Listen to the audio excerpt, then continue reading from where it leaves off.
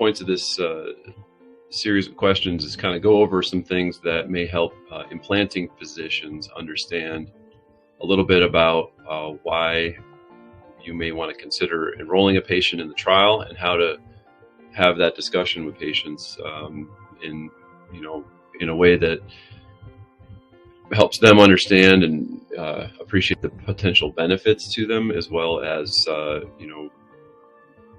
having good success at attaining enrollments and getting buy-in from the patient for long-term follow-up on a study such as the Conformal IDE. So some patients will come and have already been referred for left atrial appendage occlusion, specifically like targeted for Watchman device implantation. And I mean, this is obviously the most common device implanted, and patients have a lot of resources to investigate the device on their own. A lot of referring physicians are comfortable with the data on Watchman, both on safety and efficacy. And so, they'll often refer a patient specifically for Watchman. And one question is, well, is that it's not really, Watchman is not a disease process or a specific, thing that's only, that's the only device available. There's many ways to deal with left atrial appendage management. And so, one thing that we do is actually have clinics that are set up and labeled as LAA clinic. This basically is a generic, we're here to manage your left atrial appendage as part of AFib stroke prevention.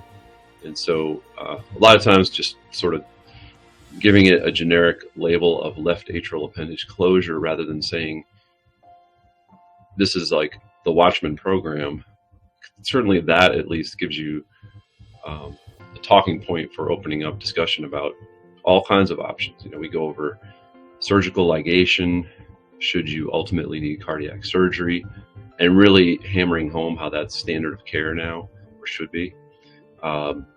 Talk about different epicardial options, lariat and AtriClip, where that may play a role, and then go over, things about endocardial options. And so we try to first make sure patients understand when they come that there are more than one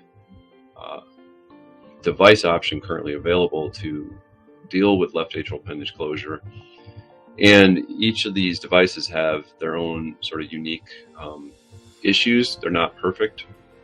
And no device is perfect. And no epicardial closure option is perfect. So we want complete closure of the appendage safely and efficiently, trying to get patients ultimately to a goal of being off anticoagulation long term.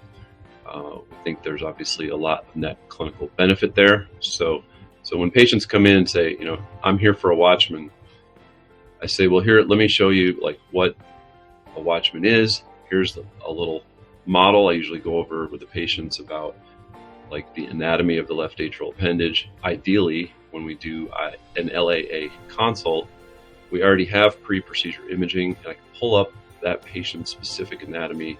Helps a lot in the discussion with them about like, here's the size and shape, here's how elliptical it is, here's how many lobes you have, this is how deep it is. All these things will factor into what's the probability we can put one device in, and be done long term. So that's one thing just on like patients coming in for Watchman. They're not coming for Watchman, they're coming for left atrial appendage management. And starting that part of the discussion at least opens up, I think, that there are more than one option, and we can at least give you some idea that choosing a device other than that is potentially suitable for you.